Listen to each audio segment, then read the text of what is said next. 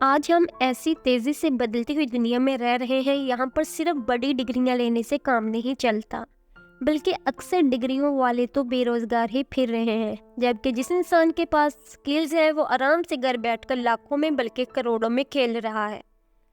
مگر مسئلہ تو یہ ہے کہ انسان کیسے اپنی سکلز کو بہتر بنائے، انہیں کیسے ڈیولپ کرے۔ آج کی ہماری ویڈیو کا ٹاپک یہی ہے کہ آپ کیسے اپنی سکلز کو ڈیولپ کر سکتے ہیں۔ اس ویڈیو میں 5 ایسی ٹپس ہیں جن کی مدد سے آپ اپنی سکلز کو ڈیولپ کر سکتے ہیں۔ Number 1، start with the core skills.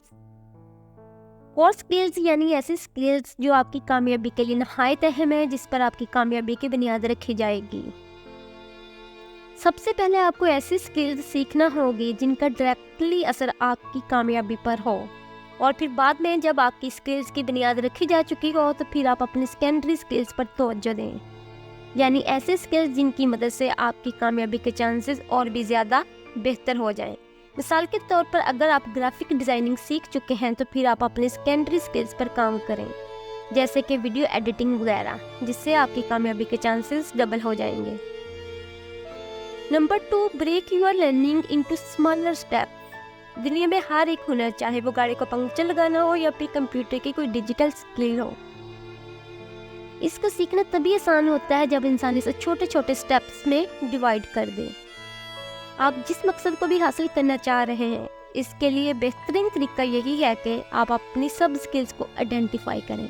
مثال کے طور پر اگر آپ ایک یوٹیوبر بننا چاہتے ہیں تو آپ کی سب سکلز فوٹو ایڈیٹنگ یا ویڈیو ایڈیٹنگ وغیرہ ہوں گی۔ جب آپ اپنی سب سکلز کو ڈیفائن کر لیں تو بعد میں اپنے ٹیسٹ آپ خود لیں اور دیکھیں کہ کون سی ایسی سکلز ہے جو اور بہتر ہو سکتی ہے، جن کو اور کام کی ضرورت ہے۔ سکلز ڈیولپمنٹ ایک مشکل کام تو ہے، لیکن ہم اسے چھوٹے چھوٹے سٹیپس میں تقسیم کر لیں تو اس پر ہم مکمل عبور حاصل کر سکتے ہیں۔ اور ہاں، اپنے آپ سے یہ توقع ہرگز نہ کریں کہ آپ فوراً ہر چیز کو سیکھ جائیں گے، بلکہ آپ اپنے آپ پر یقین رکھ کر چھوٹے چھوٹے سٹیپس لے کر اپنی سکلز کو بہتر بنائیں۔ Number 3، learn from others.